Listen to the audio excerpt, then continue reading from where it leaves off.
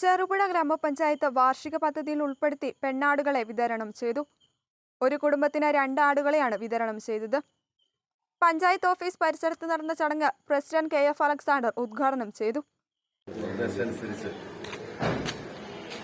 ക്ഷീരമേഖലയിൽ അതുപോലെ തന്നെ മുട്ട, പച്ചക്കറി തുടങ്ങിയ മേഖലകളിൽ സ്വയം പര്യാപ്തമായ ഗ്രാമം എന്ന ലക്ഷ്യം വെച്ചുകൊണ്ട് നടത്തുന്ന പ്രൊജക്റ്റുകളാണ് പച്ചക്കറി തൈ വിതരണമാണെങ്കിലും കോഴി വിതരണമാണെങ്കിലും അതിന്റെ ഭാഗമായി നടത്തുന്ന ഈ പെണ്ണാട് വിതരണം.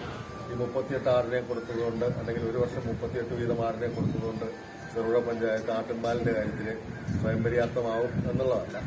പക്ഷെ അതിലേക്കുള്ളൊരു കാൽവയ്പ്പാണ് നമുക്ക് ചെയ്യാൻ കഴിയുന്ന, നമ്മുടെ വികസന ഫണ്ടിൽ നിന്ന് നമുക്ക് ചെയ്യാൻ കഴിയുന്ന ഒരു ചെറിയ കാര്യം ചെയ്യുന്നു എന്നുള്ള നിലയിലാണ്.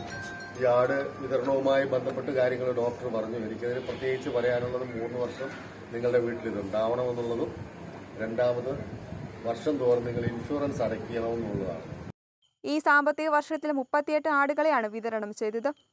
3 വർഷത്തേക്ക് ഈ ആടുകളെ കൈമാറ്റം ചെയ്യാൻ പാടില്ല എന്നാണ് നിബന്ധന. ചെറുപുഴ മൃഗാശുപത്രിയുടെ സഹകരണത്തോടെയാണ് ആടുകളെ വിതരണം ചെയ്തത്. ചടങ്ങിൽ വൈസ് പ്രസിഡന്റ് റെജി പുളിക്കൽ അധ്യക്ഷയായി. പഞ്ചായത്ത് സ്ഥിരം സമിതി അധ്യക്ഷന്മാരായ KK ജോയ്, M ബാലകൃഷ്ണൻ, പഞ്ചായത്ത് അംഗങ്ങളായ Mathew Karithankal, KM Shaji, Reshma V Raju, doctor Jithin എന്നിവർ സംസാരിച്ചു.